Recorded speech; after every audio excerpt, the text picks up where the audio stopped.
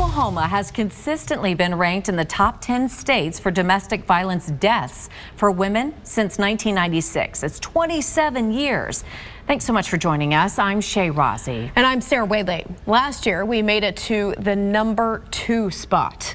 Tonight, we're digging into those numbers further and how efforts are being made in the state to help reduce domestic violence-related deaths. According to the Oklahoma Domestic Violence Fatality Review Board, 2022 marked the 4th year in a row where more than 100 people were killed by domestic violence in our state. Unbelievable. New at 10, Fox 23's Alex Cash is live in studio with what some state lawmakers are doing to try and tackle this really horrible issue, Alex.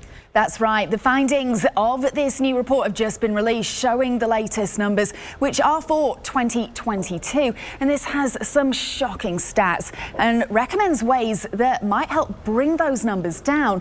It calls for laws to be beefed up and more money given to help victim services in Oklahoma. This graph shows the number of people killed by domestic violence in Oklahoma every year from 2012 to 2022. A new report by the Oklahoma Domestic Violence Fatality Review Board says there was a slight drop to 105 in 2022, but it still marked the 4th year in a row where more than 100 people were killed because of domestic violence. And Oklahoma is still ranked 2nd in the nation for women killed by men. I don't want that in our society, and I'll do everything I can to fight against it, quite frankly.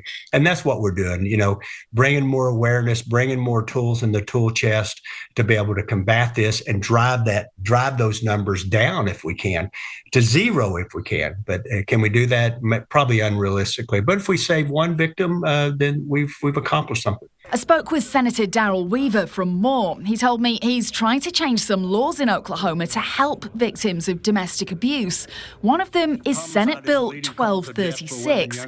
This video shows it passing out of committee stage. It would mean anyone convicted of strangulation would have to serve 85% of their sentence. The spectrum of domestic violence has said that if a person is going to strangle someone, the next step is taking a pistol normally and killing the person.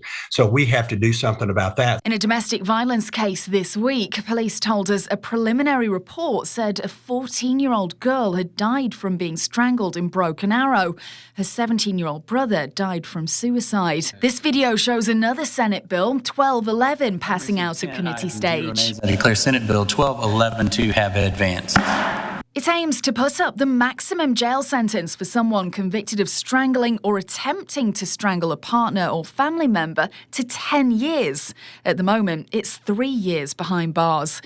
The report recommends strengthening laws and more funding for domestic violence victim services, saying, quote, "This will help enhance the safety of victims, their families, and the community at large." The Oklahoma Attorney General, Gentner Drummond, released a statement about the findings, saying this horrific crime is tragically rampant in Oklahoma and that Oklahoma can and must do better. Wow, really telling there.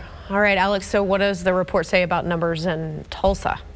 The findings also showed that Tulsa County had one of the biggest increases in domestic abuse, with more than 7,000 reports in 2022. That's up more than 10%. Yeah, and you're saying that's just reported. Think of how many people maybe don't report it because they're too scared. Exactly. Alex, thanks so much. Now, if you or someone you know is experiencing domestic violence, you can call the National Domestic Violence Hotline, 1-800-799-SAFE.